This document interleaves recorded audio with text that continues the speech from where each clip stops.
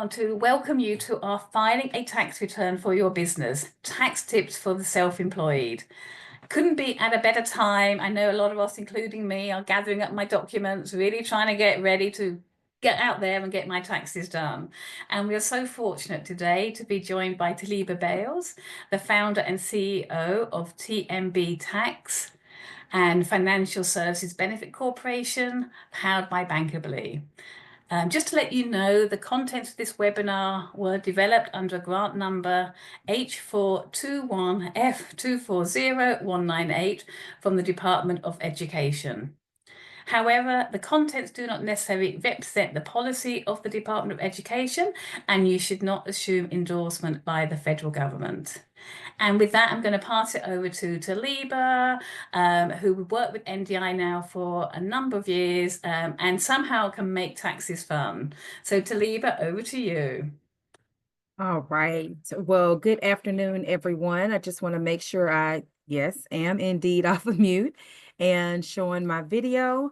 And I'm really excited to get started today. Definitely have a lot of information to go over. I have reviewed the questions that were submitted beforehand, and I believe that what I've come prepared to talk about will cover most of them.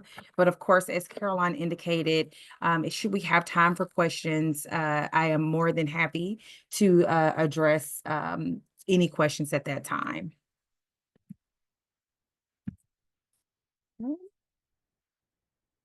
All right, so just in case you were wondering or signed up for the wrong webinar, I am here to talk about all things filing taxes for business owners. And I'm going to share tax tips for the self-employed that I have curated based upon over 18 years of working with businesses in this tax and accounting world. So the goals and objectives for our time today is I want to equip you for this tax season. So hopefully the things that I go over today are going to have you running fully prepared to your accountant or your tax professional. And not only when I say being prepared for tax season, you'll notice that as a business owner, it is a whole full circle that involves more than just choosing the right tax form. So the ultimate goal is to have you prepare for this tax season, but also to rope in how you can save money and still leverage those taxes should you be in the market for loans. So how you will leverage that. Really building upon tax strategy that business owners just simply must have as we do this thing called entrepreneurship. And so there are a couple of strategies that I specifically want to make sure that I go over with you today. We are going to talk about the tax forms. So those of you who answered that poll, you saw that that was one of the questions we wanted to gauge your knowledge on. So I am going to go into details on why that is a question. We are going to talk about what I call business entity optimization, which is a fancy way of saying how is going to be the best strategy for you to file taxes based upon whether or not you are a single member LLC, multi-member LLC, corporation, and all of those entities. We are going to talk about two topics that I get asked all the time. So I've kind of made a roadshow of this conversation because it is so popular for me to break down for business owners. And that is home office, business expenses, and then like what's deductible and what's not deductible. So those are the things that I want to make sure that I cover. And I have a picture here of myself. This is me in this gold dress. And it is definitely a picture that describes, hopefully what you will see is my vested interest in your success at filing taxes as a business owner and simply using that process of filing taxes to make your businesses bankable. This was back in 2020 where I had the honor of testifying on Capitol Hill in DC before the Senate Committee on Small Business and Entrepreneurship. And 2020, if you forgot that was in the middle of COVID, and I was invited to come up and testify before this committee to talk about how businesses were shut out of COVID-related funding because of how they were preparing taxes. So when I say that I am extremely vested in your success today in this topic, I hope to demonstrate that to you as we go slide by slide on this. So let's dive into the tax forms and the deadlines, and why the heck are we even discussing it in the first place? Well, as you can see up here, right underneath tax forms and deadlines, I have avoiding penalties. And so the most immediate thing that I want to ensure that you are able to do in this discussion on tax forms and deadlines is to know them so that you can avoid having a late filing penalty. Okay. So now I have a set of columns that are showing you how the individual tax filing status or type of entity files taxes. So I am showing the tax form in column 1, and I'm also showing in the middle column the due date, as well as the final column on the right, the extension deadline. So you are going to get copies of these slides. I don't want you to scramble to try to write all of this down because you will have it. Let's have a conversation about it. I want to put some context behind what you see in these columns. So we're going to talk about a combo of, well, what tax form do I use, Talibah? Because I have no clue. And this is especially important not only if you are preparing taxes yourself, but also if you are having your taxes prepared by a professional. And because the most common assumption that I think we make in the industry is that business owners know their tax form, right? And so when you are being asked, hey, how do you file taxes? What is your tax form? Either by a banker or by an investor, or just simply just general knowledge, most business owners can't call it off the top of their head. And so I want to make sure that we talk about that. So the first deadline that is very important is this one in the first row. And you'll see there where I've just put a series of different tax forms. So the most important part is that January 31st, which of course is about 2 weeks ago, was the deadline that all corporations and organizations had to e-file information on your behalf and of what they may have paid or received to the IRS. For example, if you are on payroll, then your company has e-filed a W-2. If you have been a contractor for an organization, that organization would have filed a 1099 NEC. Subsequently, if you are a homeowner and you have a mortgage statement, that was filed. All of the documents that probably are already in your house and in your folder wherever you keep your stuff, or on the way. And so it's important that you know that the end of January was when those things are e-filed. It's because my tidbit and tip on this is to not fall too early, right? Like I know that for various reasons, we have taxpayers that want to file day one of when tax season starts, which this year was, I think it was January 27th. But I always caution that because you may not have all of your documents, right? So filing January 27th, risky. We didn't file any tax returns because January 31st was the deadline. And so if you file too soon, here's what could happen. Well, number one, when you finally do get all of your items in the mail, you're like, whoops, what do I do with this tax form? I just got it. And so you really will have to file an amendment. So that just means you got to go back and correct what you e-filed. And a lot of folks will ask, well, do I really have to do that?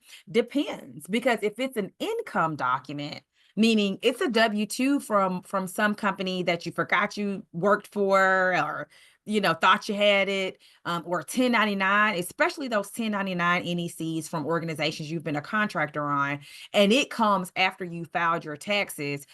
What you don't want to do is have the IRS see how you filed taxes, match what they have on file for you, and conclude that you have underreported income. And that's what a tax return that does not include all of your tax documents says to the IRS. It says, hey, this is what I had. And they're like, nope, this says you had this 1099 and I don't see it on your tax return. And now you have a letter. So that's why I use extreme, or I guess recommend extreme caution in being the first to file.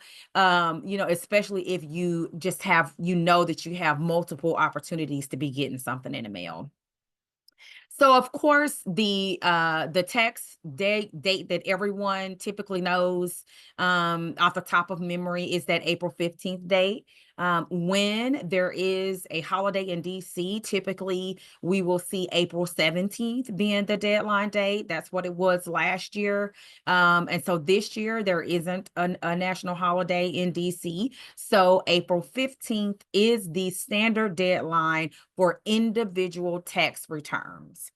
Again, the column on the right is giving you what the deadline date is, should you need more time to file, and that is to file an extension for that additional time. And so you see in that second column how much more time you get. But I want to point out, because this is a common sort of misconception, is that, well, if I file an extension because I need more time, and you happen to have a balance, like you typically owe taxes, and you file an extension, it does not stop the clock on any interest and penalties that will collect over the time that you're needing to get your documents together. So again, just because you're going to get that automatic extension should you need it to October the 15th in the case of a individual tax form, if you owe, that penalty and that interest is going to keep on going. So now I want to go over the type of tax form based upon how you are operating in your business, okay? So if you are a sole proprietor, meaning you have not officially registered with your state as a business, okay, you are a sole proprietor. And so what tax form are you reporting your business income and expenses on? Okay. You are, the answer is right there on row 2. You are filing on a 1040. That's the personal packet. That's the cover sheet, right? But the specific schedule that you're going to be putting your revenue and your expenses on is the Schedule C. So you're filing your business information with your personal tax packet, and you're filing on a Schedule C. Now, if you have more than one member, so you now have formed your business entity and you're not a single member, you have partners, your tax form is actually different. Your tax form is a 1065. Now, the reason why I'm calling this out again, especially if you're new to tax filing or you have a couple of years you need to catch up on tax filing, knowing your form is important. Okay. Now, of course, you would expect, especially if you're having them professionally prepared, that your tax filer or your accountant will know these things.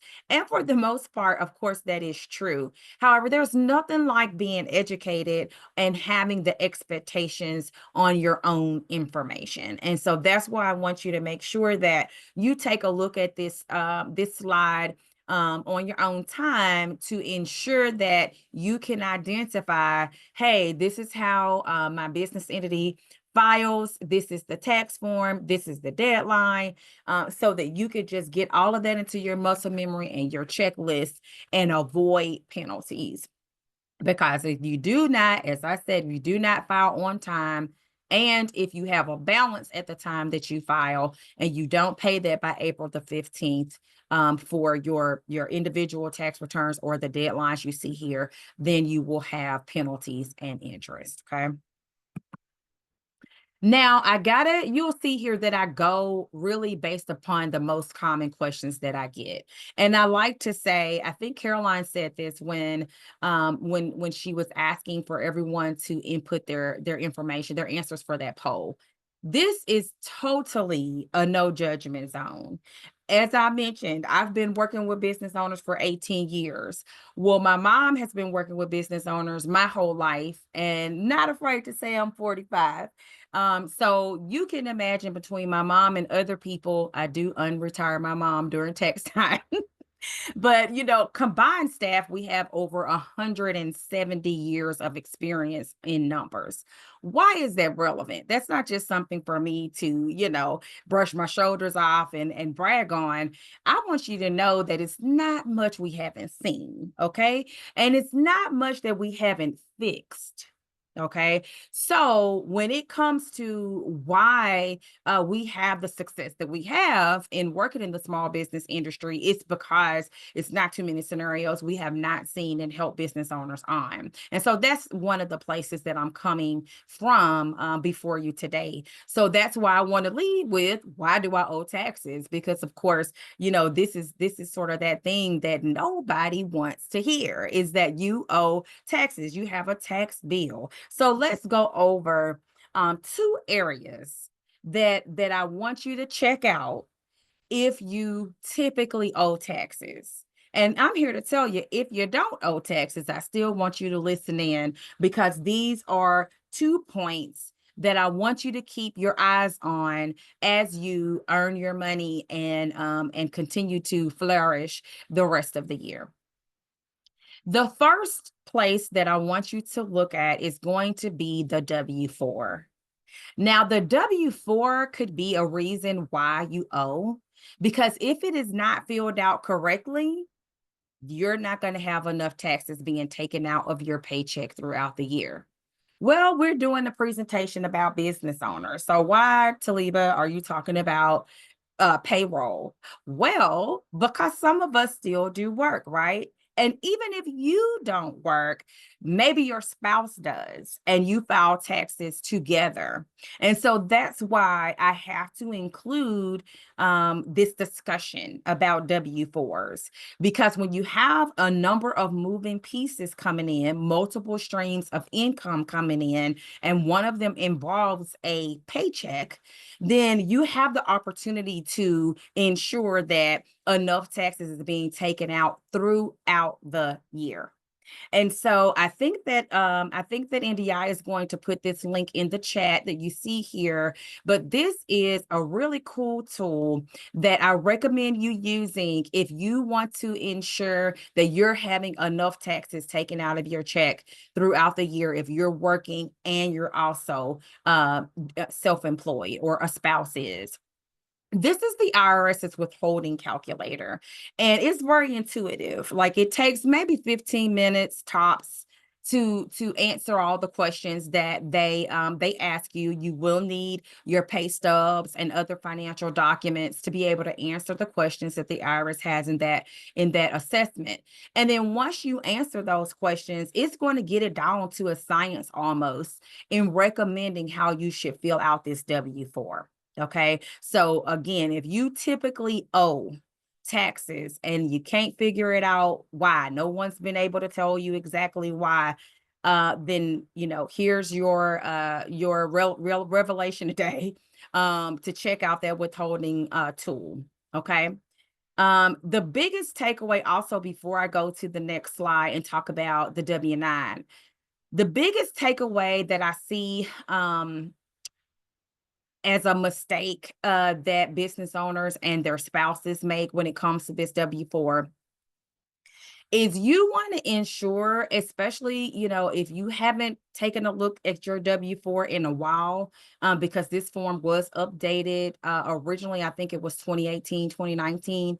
you'll see where the W-4 is asking you, what is your tax filing status? Okay. And it's super small here, so I don't fully expect you to be able to see that.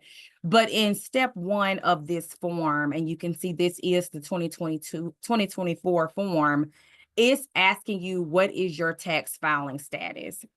This is important because that's not the same always as your actual status. Like when people see single, some folks will say, oh yeah, I'm single, tick off. However, if you are single and you have a dependent, then that's not your tax filing status. Your tax filing status is head of household. Also for my married folks, if you are married, but you don't file together, you're not going to tick off married filing jointly. So I just wanted to call out that in step 1, the top part of that W-4, that if you're going to do a check-in with that W-4, as I'm recommending, because you found that this is a very appropriate conversation for you, then make sure that you're checking that tax filing status and ensuring that you've done that correctly. So now I want to talk about the W-9, because this is probably the most common form for most people on the call that are self-employed. You probably have seen this W-9 before and filled it out. Someone has asked you to fill out a W-9. Okay. So first, let's start with, what is the threshold? What is the dollar amount that triggers you getting a 1099 NEC? Okay. That is $600 annually. So if you have earned $600 or more for the entire year, this year, let's use this year as an example, then that organization that you have earned that money from is required to have you fill out this W-9, and they are required to e-file a 1099 NEC to the IRS. Now, I love talking about this because the 1099 world is almost like the Wild Wild West, right? And you may have heard that I said that organization is required to e-file a 1099 NEC for you. You know, is it a perfect world in which you're going to actually get that 1099? Does every organization follow by the book exactly? No. Okay. However, they should. And so what you're seeing now more than I would say the prior years, because it's certainly more of a magnifying glass on the world of us self-employed individuals, you're seeing where people are asking you to fill this out proactively. So if you are signing up to be a contractor or a consultant or anything of that nature with the organization, before you've earned anything at all, they're asking you for a W-9. And if that organization is doing that, then you know that they are all about being compliant, and that as soon as you hit that threshold, you can guarantee you're getting a 1099 from them. So because this is very likely one of the most popular forms, again, I want to make sure that we're filling this out correctly. Because most individuals that are not working with a professional and that I've come across over the years, they didn't know that, hey, you can fill out your W-9 in your business entity's name and your business entity's EIN, even if you're a gig worker, even if you drive for DoorDash, even if you insert anything that's asking you for your W-9, okay? And in fact, that's what I strongly encourage you to do.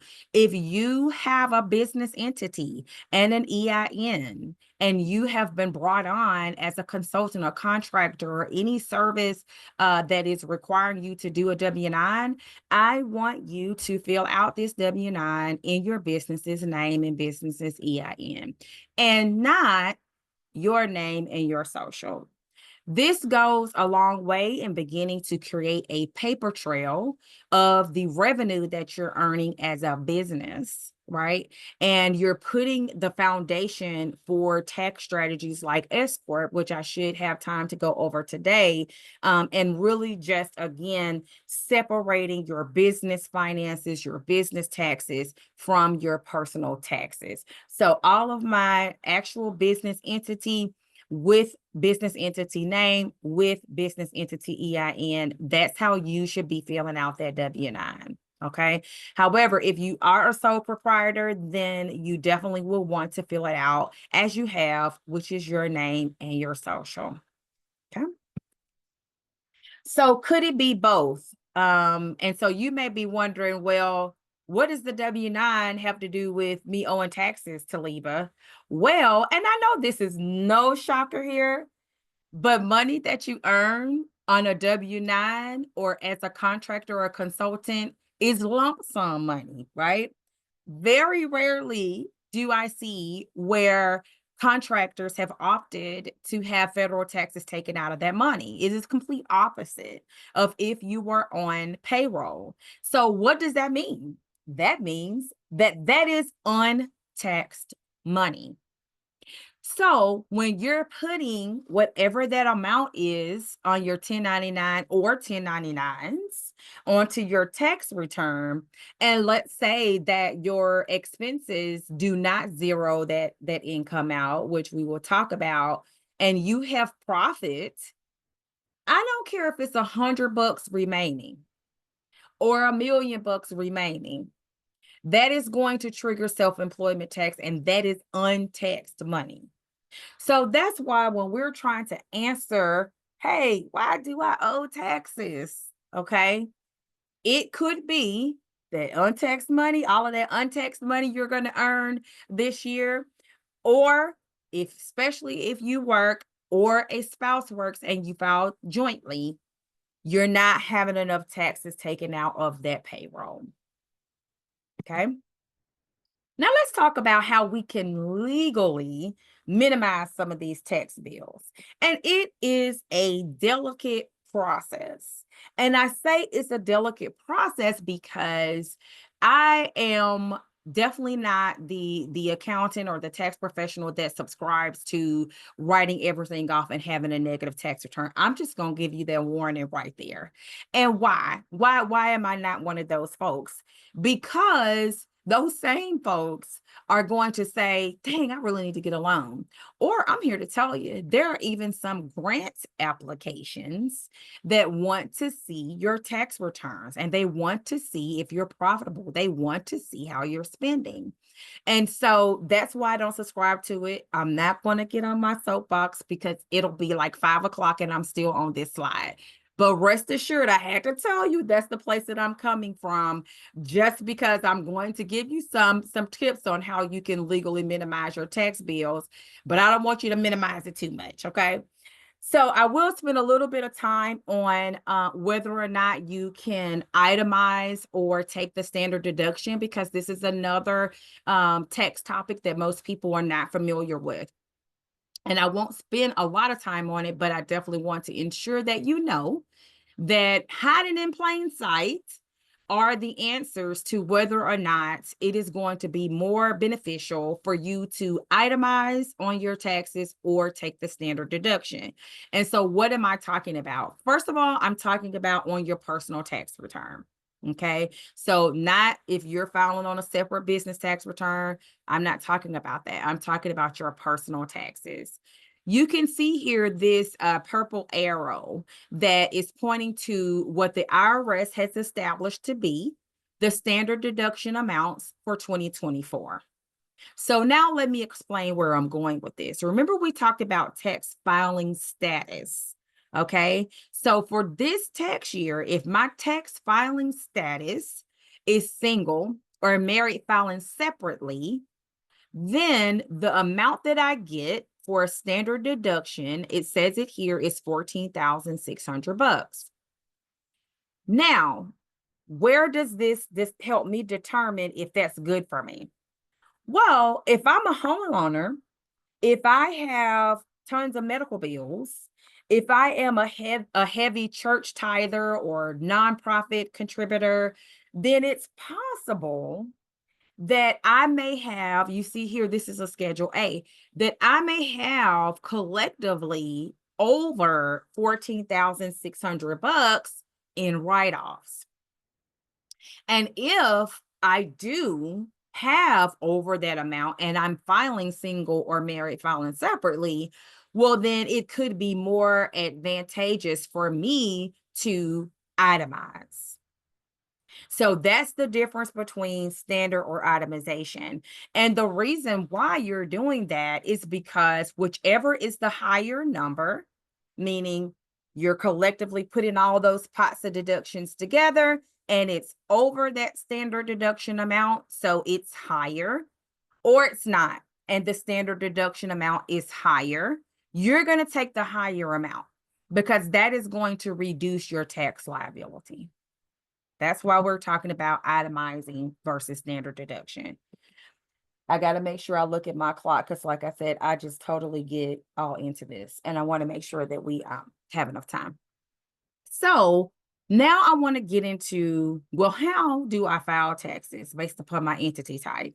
So I've already kind of gave you the answers on this one. I typically go over this slide to encourage my sole proprietors to come out of sole proprietor land, particularly because not only just for legal reasons, but just from a tax filing strategy and even a funding strategy, actually having at the bare minimum, a single member LLC established provides you with that initial foundation of separating everything from you and your in your business. And so that's my plug-in for sole proprietor. But of course, as I mentioned, if you are a sole proprietor and you are filing on a Schedule C, okay? Now let's talk about S Corp because I did get a couple of questions in from the pre-questions when you guys were registering, and perhaps there are some questions burning on your soul right now because you didn't get to put the question in. Let's talk about what the heck this S Corp thing is and why you've heard about it so often over the last couple of years. So the first thing, an S Corp is not a business entity. Okay, it is a tax filing status. That's the first thing I want you to say. Talibah told me that, okay, this is not a business entity structure. What am I saying? I am saying that at the state level, when you have decided to come from sole proprietor world, or you're already in business entity type, LLC, or even a C Corp or regular corporation as your business entity type, you will remain that way legally with your state. However, if you want to file as a subchapter corporation, most popularly known as an S Corp, you're going to request this from the IRS. Okay, that's why I'm saying it is a tax filing status, because you're going to stay a LLC as your legal entity structure, but you can file taxes as an S Corp. Well, why do people want to do that? Remember, this section is all about how to legally minimize your tax bills. And filing as an S Corp is still going to be a pass-through entity. However, you are going to legally bypass self-employment tax. And that's the most immediate tax savings and just the tip of the iceberg when it comes to tax savings on filing as an S Corp. And that's why you see a lot of talk about it. And so what I try to lend to this conversation is a whole bunch more facts though. And I don't want to stop there because you got to have the full story of what it means when you are approved for that S Corp tax filing status. So that does mean ultimately that the IRS expects for its officers and its founders, its staff to be on formal payroll. Ooh, that payroll that P word. And let me tell you, if me saying you being on payroll makes you cringe because you're like, nah, that's not for me, please listen in, because payroll is really a strong strategy. I'm not going to take you too fast, but I want you to know that payroll is an effective tax filing strategy, how powerful would it be for you to give yourself a W-2, for you to control what your income is on that W-2? And most importantly, if you don't have the money in the account to run payroll, you're not going to run it, right? So that's why I say calm down, because Talibah said put myself on payroll, and it, sometimes the money's not there. That's fine. You're still the boss. And if it's not there, you don't run payroll. But where I ultimately want you to be in filing as an S Corp is on payroll, because that, my friends, opens the door to so many different possibilities for you when it comes to funding, when it comes to showing your income, qualifying for a home, and just a whole bunch of other stuff. Okay. But I went a little bit too far down on the pipeline, like I tend to do. But I do want to let's let you know that when the IRS does approve you, I say ultimately, because obviously you have to be profitable, the IRS will expect to see you on payroll, at least the officers. However, the other great thing that a lot of folks don't tell you is that you have up to 100 shares of stock as an S Corp when that is approved by the IRS. And this is powerful, especially if you want to give equity or give ownership in exchange for somebody's money, right? So it is a way for fundraising. It's also a way for legacy building and other things of that nature, wealth building. And so that's something that doesn't often rise out of the noise on social media about S Corps. Okay. Now again, your entity type at the state level, LLC or C Corp. C Corps can also file as an S Corp. However, your tax filing status is S Corp. Now, how in the world do you go about getting approved? In the world do you go about understanding whether or not you qualify for the IRS to even approve you for this? So my rule of thumb is when you have filed, when you say you're going out to start your business tomorrow, because I've just put so much fire in your soul about this tax strategy that you're like, and I'm gonna start a whole nother business I've been thinking about.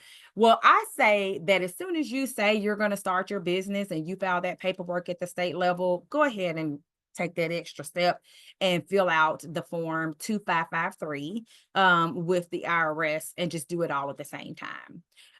Because the IRS gives you a certain time frame in which you can request this tax filing status, and it is 3 years and 75 days. Okay, 3 years and 75 days from the original date that you have filed your LLC at the state level. So for those of you who have already filed your LLC, I want you to look at that founding date. And if you are within 3 years and 75 days from today, still within that time frame, then you still may have some time to consider even further a more customized conversation on whether or not S Corp is that tax filing status for you. Okay. Now 3 years and 75 days from the day after that, let's assume that maybe you're after that. I have managed to get some businesses approved if they're close enough to it, particularly if you are in the industry that requires a license, or you have a brick and mortar and you can't go and operate in that space without permits or licenses or things of that nature. And in those instances, we use the licensure dates, which could be totally different from the date you formed your business at the state level. Okay. So now let's go over some deduction strategies. And I feel like I'm giving y'all like an appetizer of all of this, because I definitely go in deeper detail in some of the classes, certainly that I'll be doing with NDI and independently, but a really good appetizer place. So I hope that you are enjoying this content so far. So now let's get into the second kind of popular question past why do I owe? And that is, well, what is deductible? Like, how do I avoid not getting in trouble? How do I figure out like what actually is a business expense and how much does that come out to? So I want to give you sort of a general rule of thumb. I'm gonna say it a couple of ways, but be saying the same thing. So the first way that I'm gonna say this is if it costs you money to make money, then it is very likely a business expense. Let me say that again. If it costs you money to make that money, then it is very much a business expense. Let me go ahead and say it differently, just in case that went over your head. You're in the process of making t-shirts. That's your business. Well, you've got to buy the t-shirts, you've got to buy the stencils and anything else, right, that you need to produce that final outcome of a t-shirt to your client. So therefore, everything that you paid for to turn around and package and turn out this t-shirt is a business expense. Now I want to help you in determining like how much of a business expense it is when you're using your personal space. Okay. Because this is where, my friends, this is where there's a lot of confusion, but it's a popular confusion point because a lot of us are using our personal asset in the furtherance of doing business.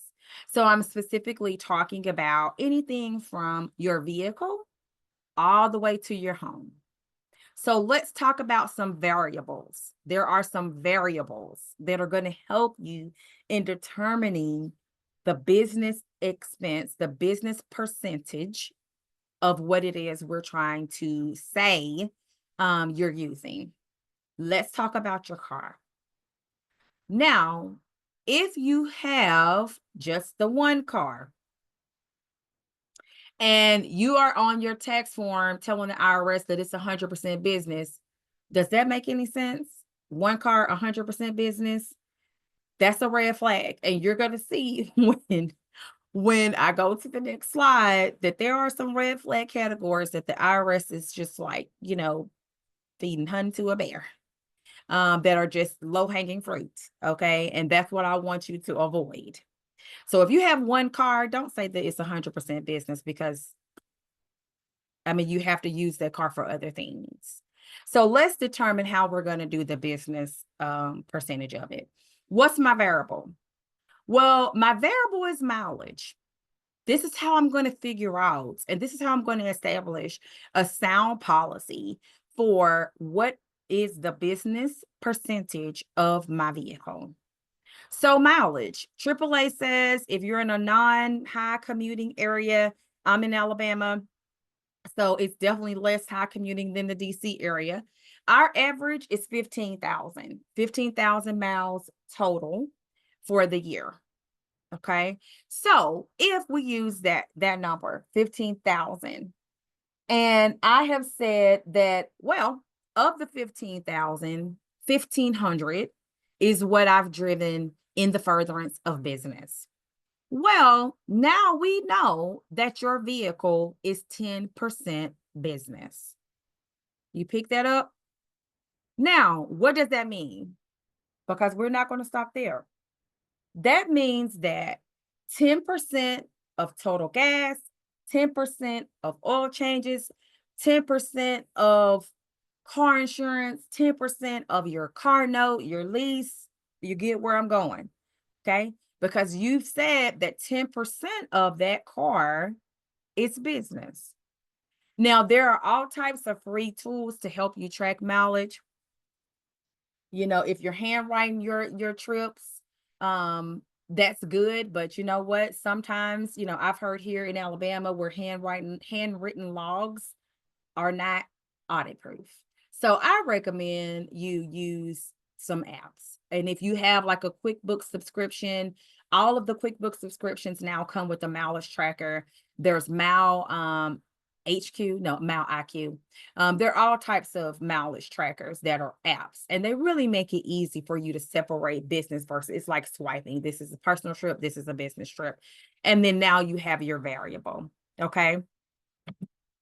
Now let's go over some red flags, and I promise I'll go back to the variable on home office expense. Let me look at my time. So here again, remember I said like honey to the bear, low hanging fruit. Here are some categories that, if you don't get it right, you know, you're like making it so easy to be audited. And these are, again, that whole 100% my car business, and it's only one. Now, if you have two cars, right, then and one of those cars you definitely use 100% business, well, that's understandable. I mean, that's logical. Okay.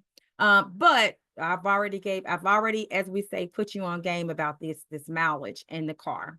Now let's talk about the other categories, and that is meals. Okay. Now, I also do accounting. Okay. So I have spent some nights, and my team, we have spent some nights doing some classifications in some of y'all's bank accounts with all of this coffee at Starbucks and meals every day coming out of your business checking account. And the IRS it's just not all deductible. And furthermore, it's just out of budget. And I'll just tell you, as a lender, definitely don't want to see it all in there. That should not all be happening all the time in your business account. Now, I know that clearly you have to eat and things of that nature, but if you're going to be using those business checking accounts, it's not, and furthermore, it's just not 100% deductible anymore. Now, before anybody hits the ultimate panic button, if you are in the business of garnering your clients with the whining and dining, well, then that is a business expense. If you're having team meetings that involve food, you are talking about things to make your business, super profitable, or you just had I'm not saying all meals. So I want to make sure that you know that you do not leave here saying Talibah said I can't write off any meals, because that's not the case. There are meals that could qualify as advertising. Again, if you are working with a nonprofit organization and you're trying to build a relationship with them for whatever reason, like, you can absolutely be legally creative with some of this. So I really talked about meals in two perspectives. I talked about meals with my tax filing crown on, and then I talked about meals with my accounting crown on. And I just want you to know that because meals are a red flag category, and that means you cannot do 100% of it unless it's a pure business expense. Number one, as your accountant, I want you to lock it in on the budgets with all the meals out of the business account, or at least use your personal account. But number two, just know that unless it's purely business, meals remain in that category of where it cannot be 100% off. So, if you spent $10,000 on meals in your business checking account and expect me to believe that it's all 100% business, we just got to have a talk. That's all. That's all I'm saying. And again, all of this is for you to be informed and be the best tax filer that you can. So I hope you guys enjoy my humor at this. I have to make it fun. It is what I do, and I truly enjoy it. So let's talk about this home office deduction, because in the world where we are using our spaces, our residences, to also do business, then it's important for you to understand this as well. And so here is where I will go back to knowing the variable to help you determine the business percentage of your home, whether that's your homeowner or you are renting. Now, what do you think the variable is with that? That is square footage. Okay. So what do we need to know to be able to determine how much of my residence is business, is a business percentage? Well, you need to know the total square foot of your living space of your home. If my home is 1,000 square feet, you've told me that. Then I ask you, well, what is the square footage of your office space? And you say 100.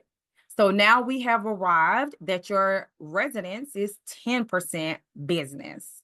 So just like that car's example, what does that mean for your home office deduction? That means 10% of your security, 10% of all of your utilities for the year, 10% of your mortgage interest, 10% of your mortgage, 10% of repair. Like, you get where I'm going with it.